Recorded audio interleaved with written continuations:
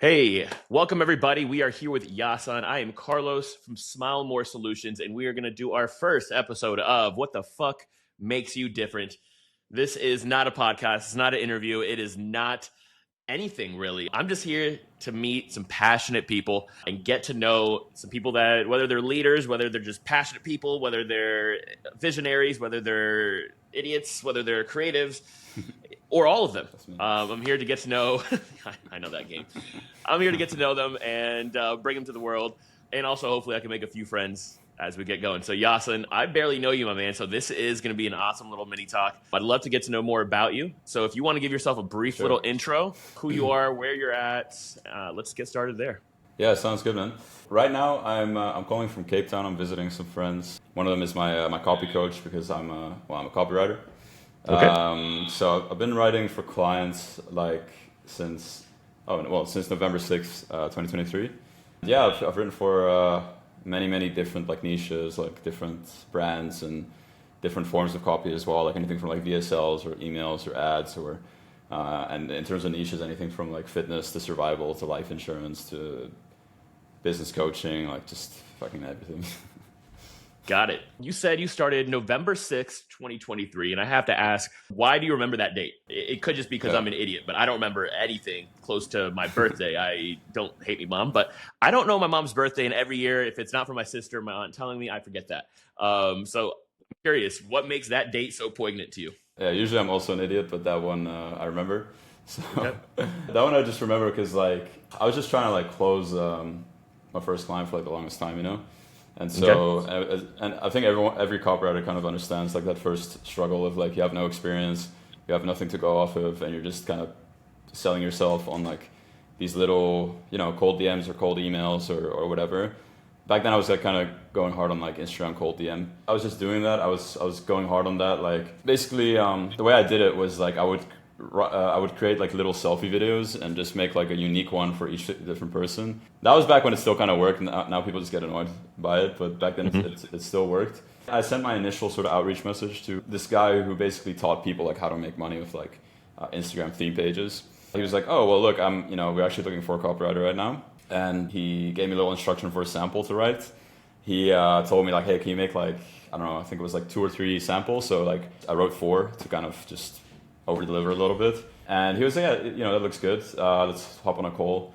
Yeah, it was it closed so easily as well. It was crazy because the timing was just so good, because he had just fired his last guy and Black Friday was coming up, so and then I just popped up in the exact right time. So we just had a quick conversation, and I was nervous as hell because I was "Oh, please don't ask about my experience. Please don't ask about my experience."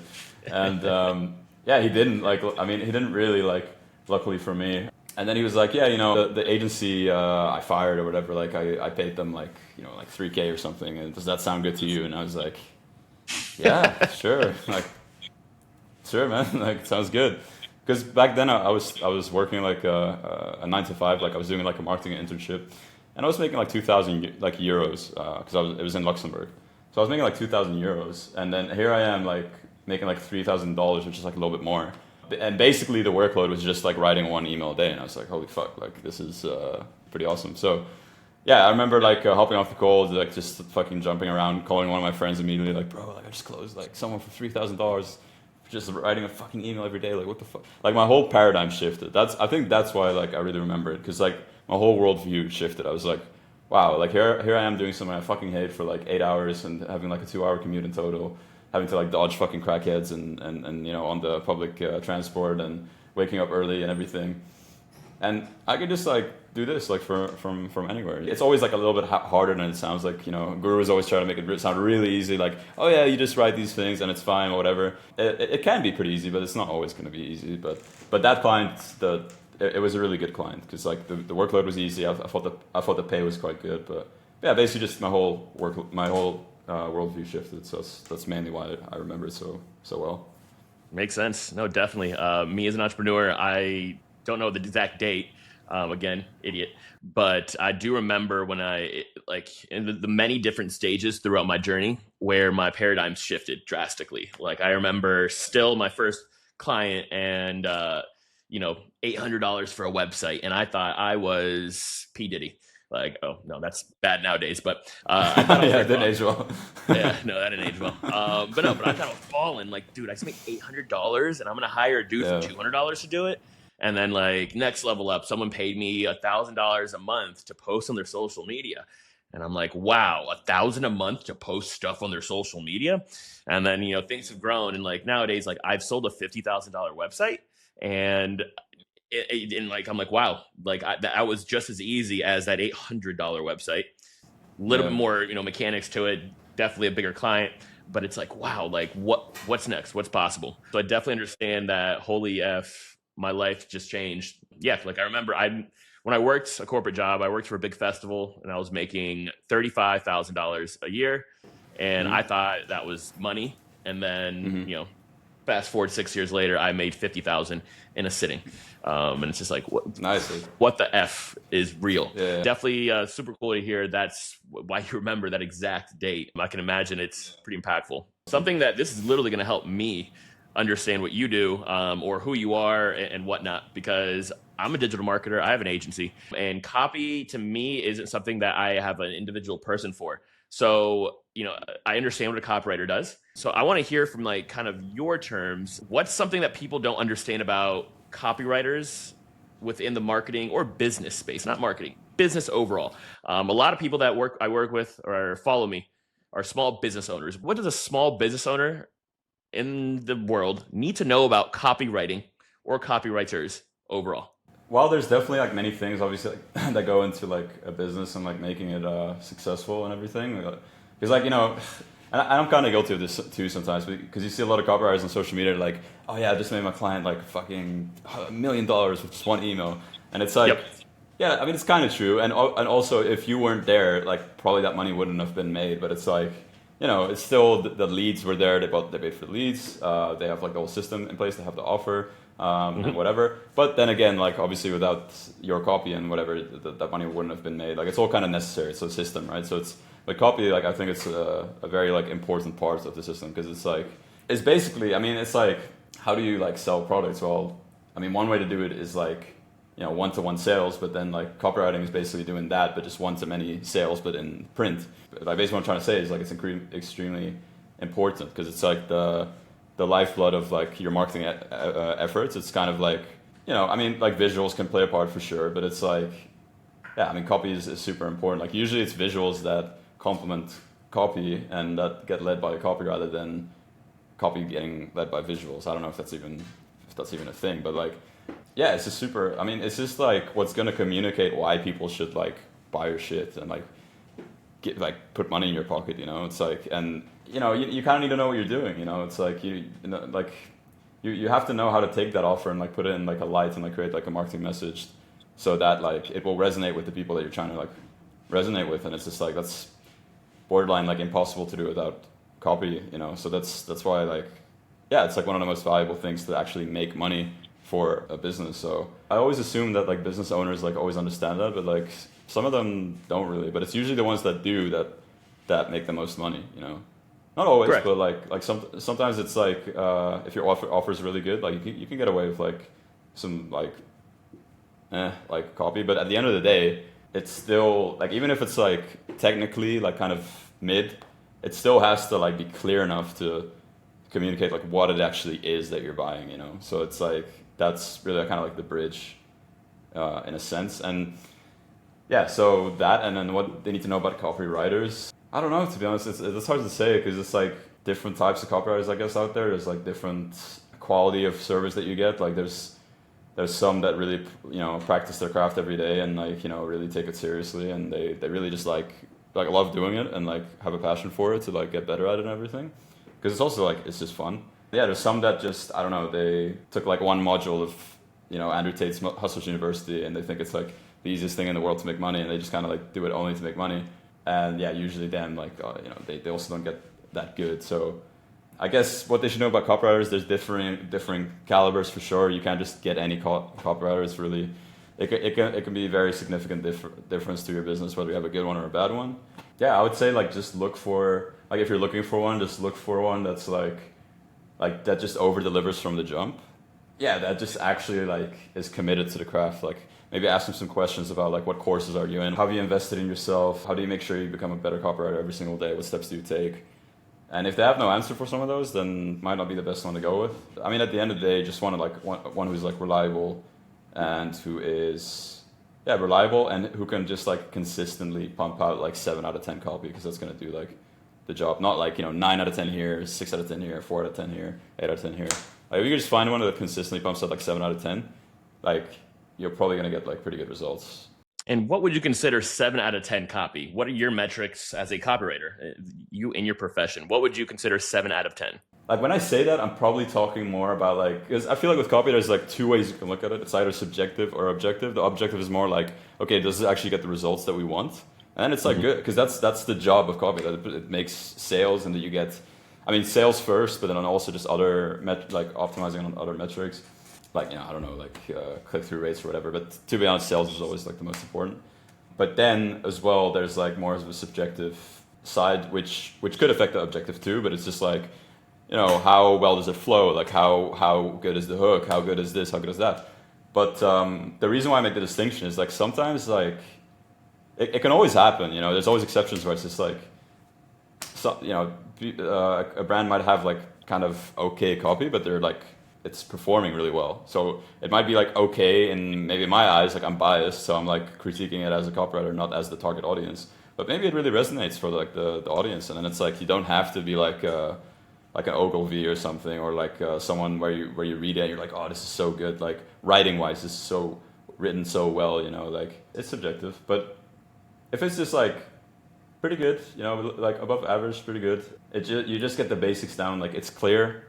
Like you prioritize like the clarity, so people actually understand what you're trying to say. It resonates with the audience, and just basic things like that. Like, it meets them at their awareness level, at their sophistication level, and uses a voice and topics and words that they would use as well, and just resonates. Then like, yeah, I mean, you don't have to be like a wizard, at it. Like, you just kind of need to be good enough, Well, let's change it over to, instead of what's good and what's a win or what's a success, I'd like to hear something from your experience as an entrepreneur, as a copywriter, or just in life. What is one of the biggest risks you've taken, and how did that pan out? Whether did it pay off or did it not pay off, good or bad? Just curious. What is one of the biggest risks you've taken? Well, I think like the first one that kind of pops up, which felt like a really big risk at the time, but I guess usually with these things, like when you look back, it's like, actually the worst case wouldn't have been that bad, but you're just like in your head and like freaking out about the worst case scenario, which is just like making the mental commitment of like, okay, I'm going to be a copywriter, instead of just like dabbling in it, or like being like, oh yeah, I hope it works out, but going all in and being like, this is like the only thing I want to do. Like there's nothing else. I'm just going to commit to this. Because at some point, like you're going to have to just take something and run with it. So I thought like, hey, let me just do it with copywriting. Like I like it. I have like at least a knack for it, and I'm willing to get better at it. It felt like a risk because like at the time, I really, really wanted to travel to like Southeast Asia. Yeah, just Asia actually. Like after my internship, to just do like a sort of a little like travel, like around some place I've never been before. For my internship, like it was actually paid pretty well compared to like some internships. Like basically in total, I think it was like 2,000 euros a month for 6 months. So like, 12,000 after 6 months, which is for internship pretty good, because a lot of times they don't pay you anything. So I was pretty happy with that. So at some point, I went through like little low ticket like coaching offers and stuff and whatever. But then at some point I was like, if I'm gonna go all in on this, like I'm gonna have to like I just felt like I had to like just drop like a couple of thousand, like a high ticket coaching offer. That way I'll be committed. Like if you pay attention, all that kind of stuff. And I think it was like $4,000 or something. So it's like close to like half of the whole like paycheck basically of the 6 months. And it would, like if it didn't work out, it would really eat into the money for like the trip as well. And I could do it to me, it felt like a big risk because I was like, oh shit, if this doesn't work out, like, that's not going to work out. I also told some of my friends, so I had this risk of like, I'm going to feel like an idiot because especially like in Europe, like this whole like sort of internet marketing space and like high ticket coaching offers, like while there are like some, shitty offers in the space that are in, that just don't work that well and have like a high churn rate, high refund rate, whatever, that exists for sure. But like Europeans really tend to see something like that and see like, just like a typical like ClickFunnels page or something and be like, okay, this is immediately like a scam. Like it has to be a scam, And part of me was kind of scared of that too, because I kind of thought like that a little bit too. It's like, like I know some of my friends who are in the program, they vouched for it, they said it's good. I asked them, like, do you think with the information in this that I can make my money back at least? And they're like, yeah, I think so. So that's all I needed. And I was like, okay, well, I'm just going to do it. And on top of that as well, like kind of my parents, like, it's not like they were against it, but obviously this is like very foreign to them too. Because they're like, first of all, they're European, so it's not like the same market. Second of all, they were like almost 60 at the time, maybe. Like, so it's like, it's kind of far from that. It's very new to them. All this stuff. I mean, I didn't tell them I bought the program until later because they probably like think I'm crazy, but they weren't saying it like explicitly, but they were kind of implying like, hey, we'd rather you take your master's degree because so in Luxembourg, like you can get like what is it, like money to go studying, and you don't have to pay it back, and it's really nice. But the thing is, you can only do that until you're like 26 or something. That time was kind of like getting closer. So if I took like say a 2 years master's or something, then I would have to kind of like take it then to, also get that benefit. So there was like a lot of things that I was like, shit. But I knew that I didn't want to do anything else. So then I was just like, yeah, let me just go all in on it. That's, wait, actually, wasn't your question about something where I took a risk where it went south, or am I remembering that wrong? That was the question, but I also did mention you could tell me how it didn't work out. I do have one where it didn't work out, and I can keep it short, where it was basically like I closed this like dream client, like a client that like most copywriters would like salivate over if they had the chance, Very big fitness client, I guess. Like I wanted to over deliver, and I spent like a lot of time and a lot of extra work and a lot of money into it, like to get stuff reviewed and everything and whatever. In the end, like I felt like I probably went like overkill, and it didn't really, because the thing is, there's over delivering and there's overkill. And I learned as well that it's like if you over deliver too much, you can actually venture into kind of annoying the client a little bit. I don't know if they were annoyed, but it was like annoying the client a little bit because now they have like all this extra stuff they have to look at or like extra stuff to review, you know what I mean? So if you give them just a couple extra subject lines, that's cool that they can test. But if you give them like a bunch of extra stuff that didn't ask for, like sometimes it can, it doesn't have the effect that you want it to. And I think with that one, it was one of those things where I was like, you know what, I probably shouldn't have over delivered it that much. It might have been a bit of a waste of money, a bit of a waste of time. But like now I know, so it's like. Sometimes that's the only way you can find out and learn those lessons is by doing them and biting the bullet. And even though if that bullet's not even true failure, just even finding out that like, exactly. Clients are now annoyed or clients don't like that. They don't want all that extra work. But yeah, only way to do that is to do it. Sometimes there's no, you're really not going to read that in many books or many podcasts or many interviews like this. People really don't talk about the over deliver and overkill. So definitely understand that, man. So I have another question that's kind of going from the past to the future regarding what success meant to you. Because you said that you went from making $2,000 a month to a $3,000 client in one swing. Back then, when you were in that early starting point, what would you consider? Hey, I made it, I'm successful. Was it that $3,000 or, elaborate on that. And then what would you consider successful now? And I'm not saying in business, but overall in life, just overall success. Yeah. What would you say, like, man, this is where I'm at. This is where I used to think was success. This is where I'm at now where I think it's success. At first, I was just closing that first client. That was like sort of that first win. But in general, I think like just the same thing everyone had, like 10K a month, Everyone's always like, oh yeah, 10K a month. Like that's what all the gurus use, And then it's like, yeah, I mean, I hit that and it's like, this is actually not that much because it's like you realize you want to, you have like for me, it wasn't even like the lifestyle or anything, but like I really like reinvesting back into my business. Like literally when I get money into my into the business, I keep 70% in the business and pay myself only 30. I'm doing that for now. I don't know if I'll do that forever, but that's just what I'm kind of like doing right now. So I was spending a lot of money like back into the business, like tickets to events, and those events need flight tickets, they need hotel tickets as well. That can rack up. That could be like multiple thousands just for one event, like especially for me, because like for example, I went to WebinarCon last year, and so I had to go all the way from like Luxembourg to Orlando, Europe to Orlando, and like it was at the Ritz-Carlton, and I was like, oh, well, they gave a discount and everything, and maybe other people are going to stay there, so it's going to be good for networking. So I was like, okay, I'll stay there as well. Oof. But it's like, dude, it's fucking expensive, man. It was like 4 days, and $1,700, bro, for 4 days. That's fucking That's crazy. outrageous. If I did that same exact event, I could have driven the 2 hours and I could have stayed at my mom's house for free and eaten at the local anywhere. Man, that it's definitely different when you're international. Yeah, for sure. Definitely thought it was worth it. Made some good connections, and it was just fun. It was just really fun. Then I realized, like, okay, like, you know, I can spend that much in a month. Like, I literally, for a couple of months, I was spending like near $10,000 a month. That's also when I kind of first started getting like substantial money, and I still had to kind of learn. But now I'm a little bit better with the money and everything. But yeah, man, it's crazy because it's like every time I make more in a month, it's just like it doesn't really. It's like a little dopamine hit, but it's just like it just goes away immediately. And I'm pretty sure it's like that with 99% of people, unless you're like a psychopath. Because it's like money is cool for sure. Like, it's fucking awesome. You know, you learn that it's just not everything. Once I started like making, you know, a little bit more like than 10K and stuff, I got hit with like a really hard reality where I was just like, man, like I'm making like really good money, and you know, I'm making the most in my family, making more than like fucking, I don't know, like doctors or whatever. And I'm like, oh well, shit. I'm supposed to feel really good about that, right?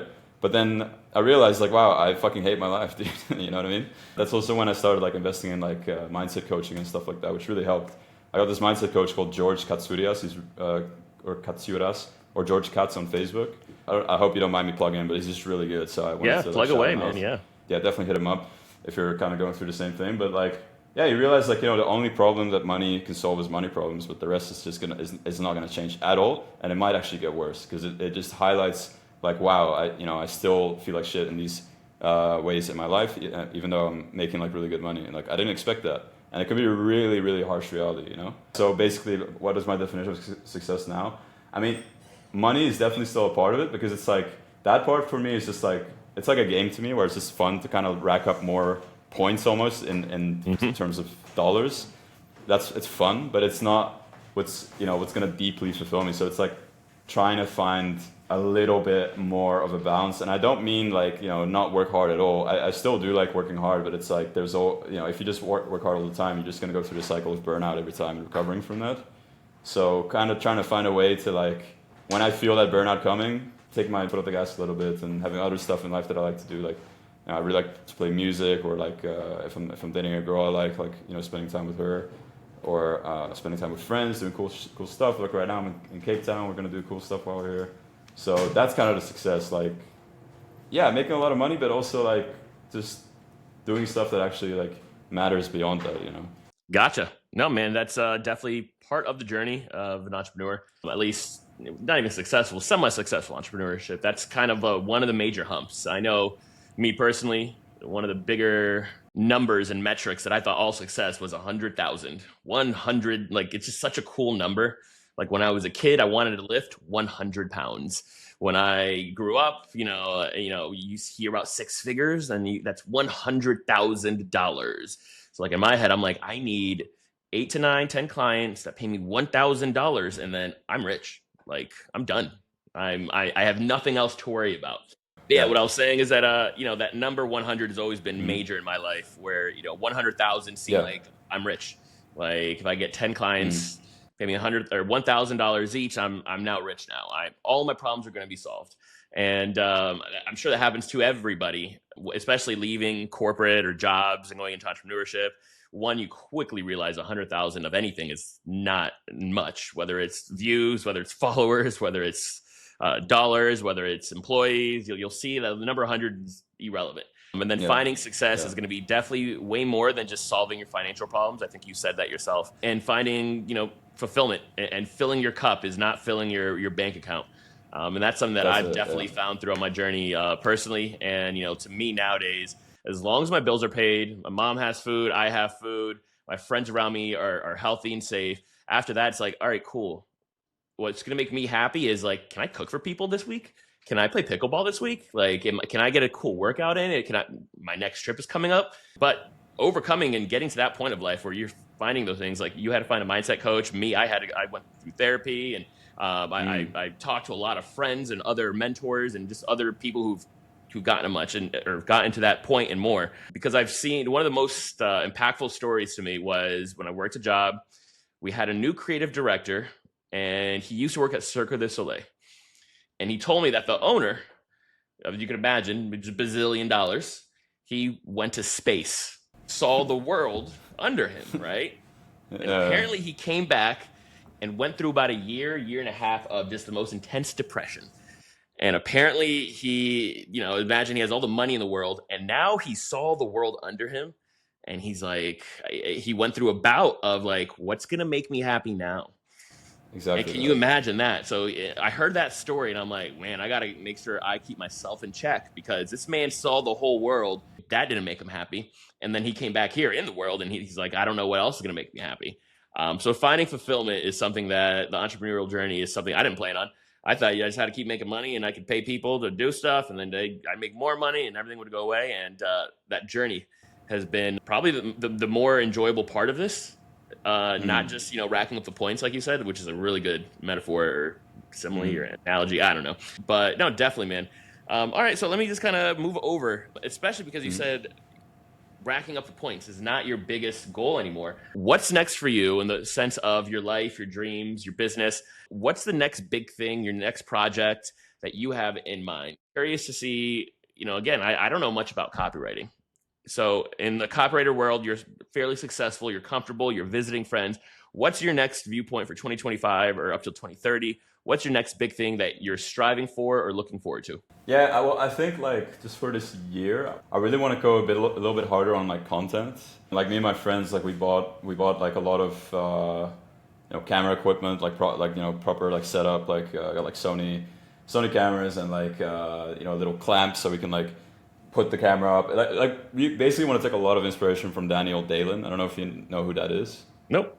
He's like a YouTuber, and he basically like he either started or popularized or both these like videos where it's like POV or 27-year-old doing business in China or something. I don't know if you've ever seen those, but it's like now you see everyone doing those, Yeah. We're just very inspired by him because he just like his videos, it's like it's really like a piece of art, It does help his business too, which is cool. And I definitely see that's also part of the reason why I want to do it, to be completely honest. It's like one of those things where it's like a new project, like a new craft. You kind of have to learn like filming, videography, angles. Like, we're going to have someone else edit it, but we'll probably give direction. But there's all this stuff. And like, I remember like me and my friends, we all had the same feeling where it was like, oh yeah, it feels like that feeling when we first like discovered copywriting. It's like something new and like something new to like really go all into. So it's like, I think that would be cool to just also, to just have fun like for ourselves. Like, it's kind of like the selfish desire of it. It's like, just have fun, and like, who doesn't like to look cool in a camera, So just have like cool edits and shit. So it's good for the brand and whatever.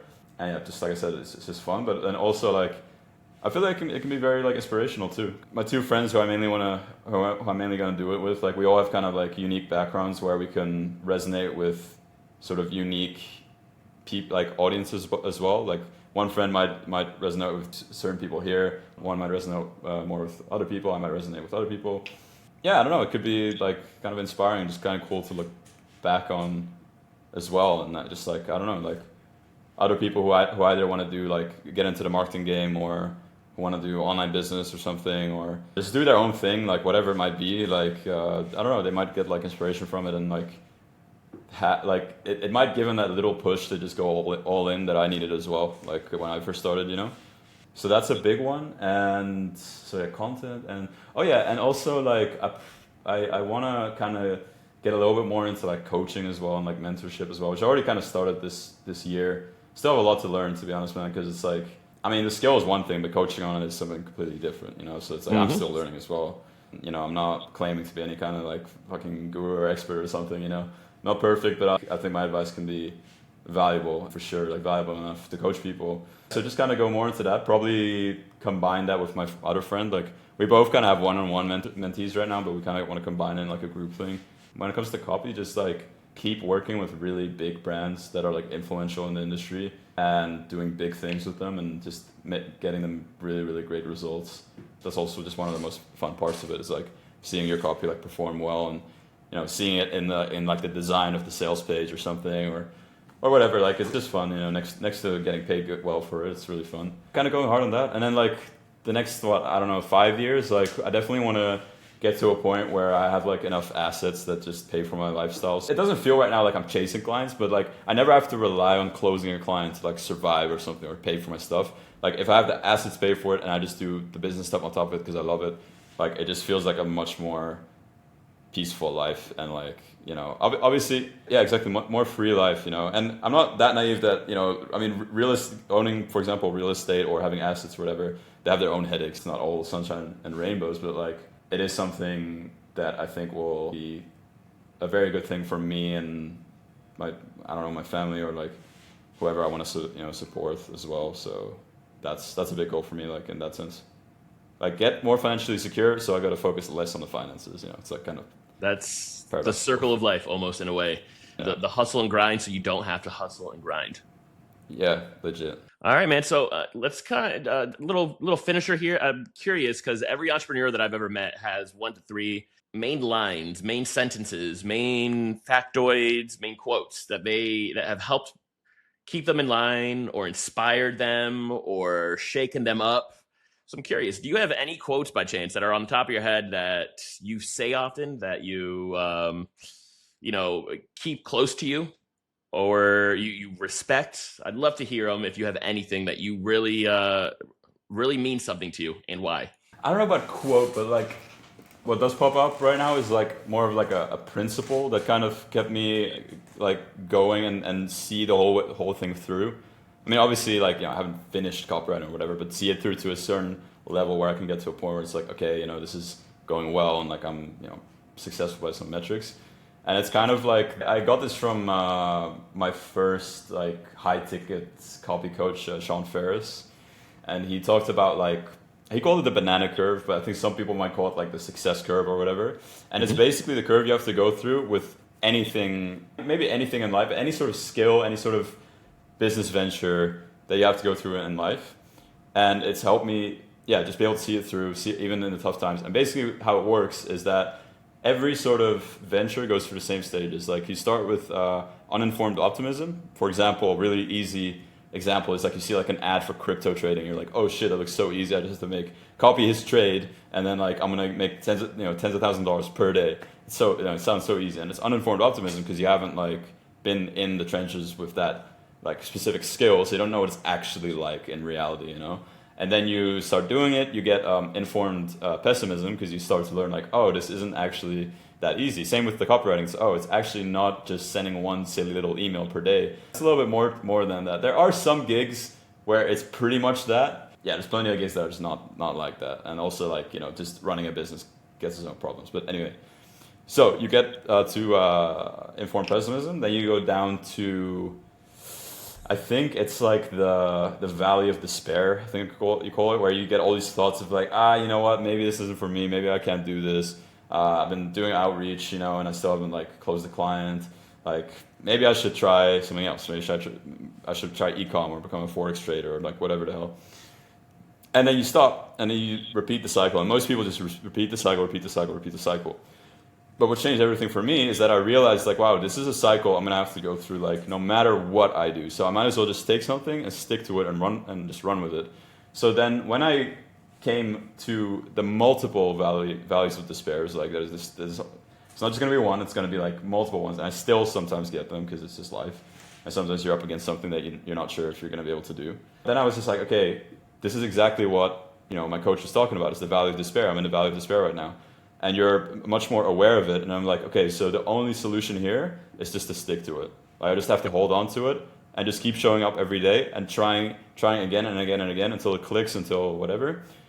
And and then you get to informed optimism because you're starting to get like little wins finally because you're sticking to it and you're bound to be successful if you just stick to it long enough and take feedback and apply the feedback consistently. If you keep doing that, you get to like success, you know, and you get to a point where it's like, I don't know, let's say like it's your only source of income and you can survive off it or whatever, like whatever your metric of success is. So I think that's one of the biggest things. I don't want to say the one thing because everyone says that, it's never one thing, but that's like the biggest, like one of the biggest things for sure that allowed me to stick to and see through like entrepreneurship or copywriting or whatever, because it's like, yeah, those things are like, no matter what you do, even if it's a sport, if you want to become a really good fighter or whatever, or lift a lot of weights or whatever, you're gonna have to go through that, to get to the point where you're at. So when I was like, okay, this is inevitable, and there's no point in starting again because I'm gonna have to do it again, which is actually gonna be way harder again. I was like, okay, all right, let me just stick to it and just blindly believe, And then until I closed that one client, and I was like, wow, I blindly believe that it made it worked. And then once you have that, you get a lot of confidence. You can build off that. But that's one of the biggest things. Hell yeah, man! I love that. No, definitely, it is. I've understood that process. I've never heard the exact terms, but yeah, you're gonna have that uninformed optimism. You're gonna have that informed pessimism. You're gonna have that valley of despair or whatever. And those are all things that in anything you do, you're going to see. You're going to get it, and you won't always win. That's something that I'm sure you're confident in at this point as well by going through that cycle so many times. But if you are going to win, it's not by stopping early. It's not about pulling the plug early. If anything, yes, you have to learn when to pull the plug, but 99% of 90 things in life, it's if you just keep going, you're going to cross the finish line. Most things are a finite race, whether that's the first client, whether that's the first PR in a gym. It just takes time, and usually it's going to be more time than you planned. It's going to be tougher than you planned. Not going to be the same journey as everyone else, but that's part of life. Well, I have nothing else on my agenda. Wondering if you have one final message, one final thing you could tell the world, anything about copywriting yourself, whether it's a goal, dream, want.